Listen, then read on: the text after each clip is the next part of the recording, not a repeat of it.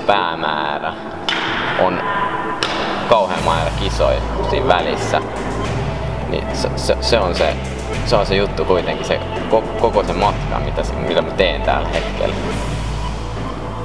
Mä haluan niinku elää siinä matkassa niinku koko ajan, nähdä sen niinku jutun, mistä mä dikkaan. Eikä silleen, että pelaan vaan pelaamisen vuoksi. Tai mä pelaan jonkun pelkän päämäärän vuoksi. Niinku kompensoi toisiaan.